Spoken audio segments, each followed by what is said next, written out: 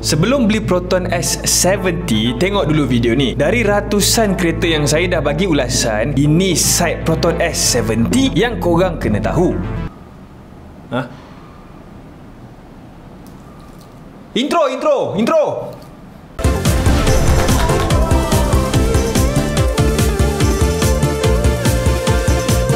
Perbezaan paling ketara pada pembuatan Aerilava Air Freshener dibina bersama formula yang sama. Perfume ADP dihasilkan memberi hasil wangian yang tahan lama pada setiap tonggengan. 4 haruman yang dihasilkan handmade daripada Malaysia. Kita ada pilihan lavender, honeydew, vanilla and lemon. Vanilla Air Freshener sangat sesuai digunakan di kawasan tertutup dan menukar bau nampak kepada bauan yang wangi, termasuklah kereta, almari dan on report ada orang pakai dekat motor. Saya tak tahu kat mana logik dia, tapi ada orang buat. Aerilava memiliki kotak dengan level window untuk membantu kita memastikan yang liquid perfume masih ada sebelum kita beralih kepada Aerilava yang seterusnya. Mendapatkan sekarang sementara voucher masih ada.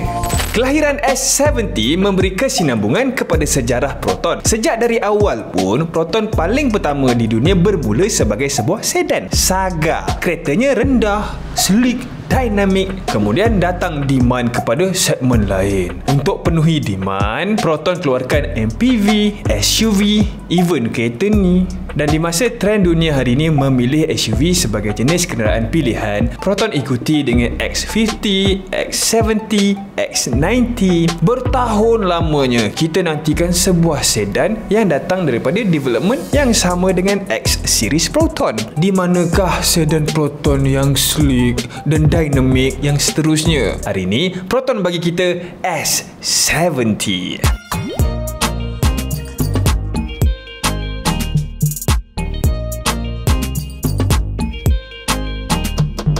Hal-hal on paper, semua ni kita boleh Google. Tapi kita nak tahu apa yang kita rasa sebenarnya pasal Proton sedan ni. Dan on reveal, saya tertarik dengan satu hal. S70 punya drag coefficient.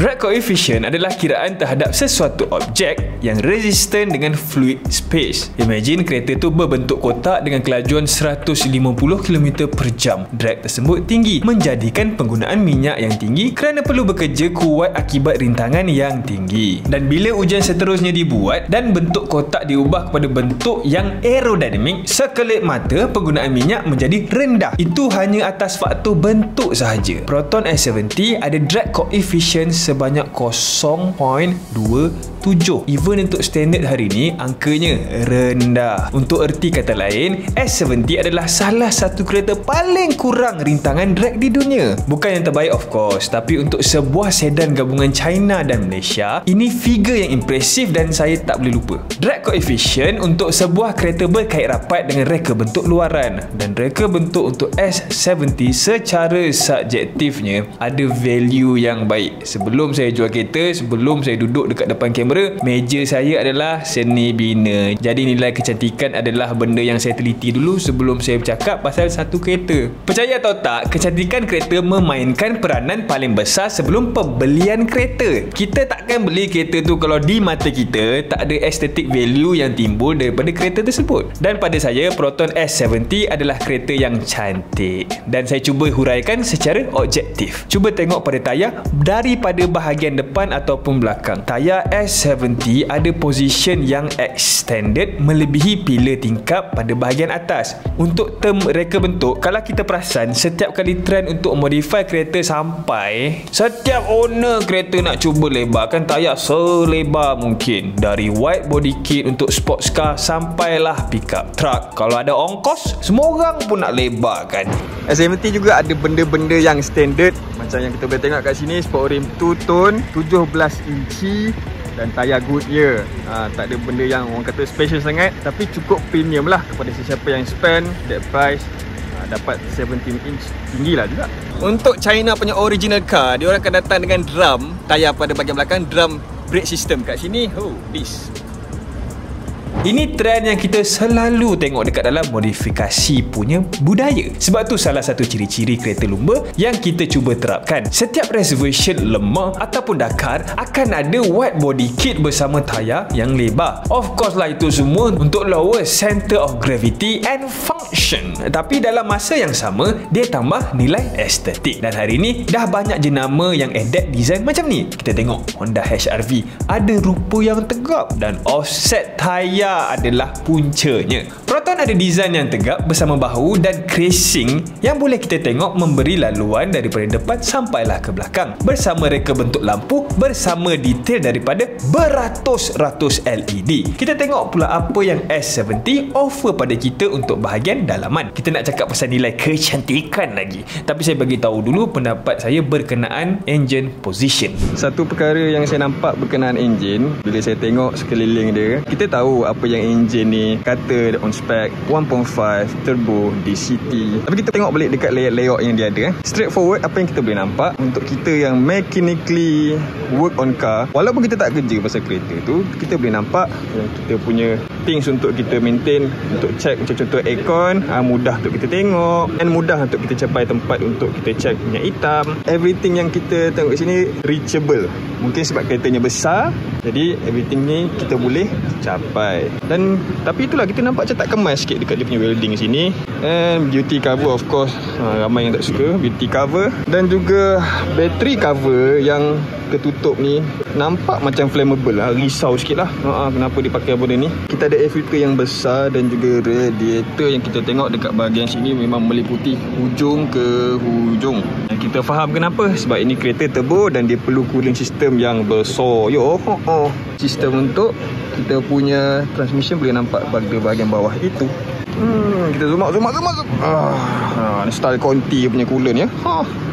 Tapi by far, walaupun ada something yang saya nampak macam tak sesuai untuk orang yang mechanically inclined, this car is easy to work on kalau orang tu nak bekerja sendiri DIY after 10 years, 5 years. Kita tahu yang Proton S70 adalah penjenamaan semula daripada Geely. Tak payah nak sorok-sorok dah pun pasal ni. Dan pada reka bentuk luaran, semua ini adalah reka bentuk Geely kecuali grill dan logo. Even bumper dan pemilihan warna pun sama. Pada bahagian dalaman, sementara dashboard design yang sama, central console adalah rekaan semula daripada Proton. Ada wireless charging bersama dual level storage atas dan bawah. Fungsi yang cukup baik, walaupun semasa test saya susah nak ingat kat mana nak letak phone saya masa tu. Tapi bukan tu yang saya nak tekankan. Yang saya nak discuss adalah penggunaan detail daripada Proton. Untuk Geely rebadge model, Proton banyak gunakan tema songket pada interior detail dan grill luar. Tapi kalau saya nak jujur dengan diri saya sendiri, design yang dikatakan songket ni dah selalu banyak kita jumpa pada model kita lain. Kemudian grill yang dikatakan songket literally datang daripada Mercedes Diamond Grill. Saya takkan kata yang songket design tu untuk S70 sebagai original, tapi saya tetap setuju yang reka bentuknya cantik. Memang cantik. Untuk kita tengok yang Proton teruskan penjualan sedan cukup nostalgia. Dan walaupun SUV mendominasi pasaran hari ini, tak semestinya sedan tak ada tempat di hati kita. Kita masih nampak Civic dan Camry, 3 Series dan C-Class, even Vios dan City untuk sub 90,000. Tapi S70 dia ni sebenarnya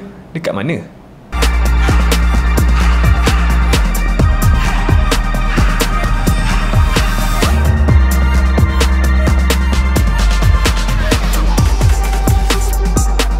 Dari test yang Proton sediakan ini membuatkan saya tertanya-tanya, kenapa letakkan S70 dengan 150 PS power untuk drag dan stop versus City dan Vios yang hanya 120 dan 110 PS power. Untuk saiz, powertrain, power output, S70 sebenarnya similar dengan Civic mahupun Altis. Dan memang S70 besar pun.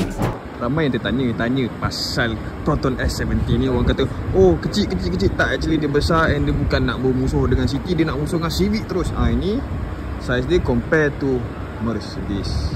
Daripada cara Proton pilih pesaingnya, apa yang boleh saya teka adalah harga yang hampir serupa kepada City daripada Civic. Dan sekiranya tekaan saya betul, jualan S70 patutnya antara yang paling tinggi nanti dekat dalam Proton punya rekod. Pemilihan powertrain untuk S70 juga pada saya sesuatu yang kita nak bila kita spend duit pada harga sub RM100,000. Asalnya Geely M Grand S70 punya original model menggunakan 1.5 1.5 liter tanpa turbo dan juga gearbox CVT. Dan untuk Proton S70, enjin yang digunakan adalah 3 silinder GDI turbo 1.5 3 silinder bersama dual clutch transmission, dan kita boleh jumpa powertrain macam ni pada Proton X50. Hampir serupa, cuma transmission sahaja ditala untuk kesesuaian berat dan segmen kereta. Kita reflect dengan real life, kita mesti perasan macam mana Proton X50 meluncur di atas jalan. Cukup laju. Dia punya laju high beam orang pun macam kita ni yang kacau dia. Itu impression dia. Dan ini yang rakyat Malaysia nak, untuk spend satu harga dan menjadi paling laju di atas jalan. Kalau rasa macam saya menganjing, cuba fikir lagi sekali. Memang tu pun yang kita nak. Pada bahagian suspension, sebelum S70, Proton lancarkan X90,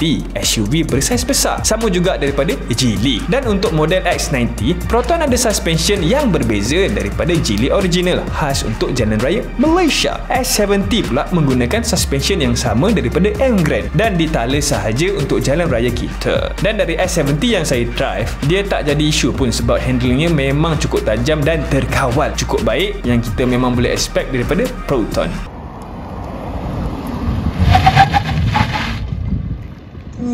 Satu yang saya nampak istimewa untuk Proton adalah ciri-ciri semasa ada sistem dipasang. Kalau ada sistem kereta yang kita drive sebelum ni, majoriti model kereta kita hanya tahu yang features macam adaptive cruise control tu berfungsi. Kita cuma tahu yang features tu hidup, tapi kita tak tahu sama ada features tu detect ke tak kereta depan. Kita tak tahu yang dibaca ataupun tak halangan yang ada tu. Dalam ni kita boleh tengok sama ada halangan itu masih lagi kereta S70 boleh detect, iaitu perkara yang saya rasa lagi tenang lah nak tahu dekat mana sebenarnya level kereta kita membuat kira-kira. Serius, rasa peace of mind tu ada lah. Dan apa korang rasa pasal S70? Komen kat bawah. Terima kasih kerana menonton video ini. Sila subscribe to this channel sekarang, sebab kalau korang tak subscribe kan terlepas pula video-video lain nanti. Beli Aerial Air Freshener untuk dapatkan pengalaman memandu yang lebih baik. Saya Zakiri, jumpa lagi lepas ni. Bye.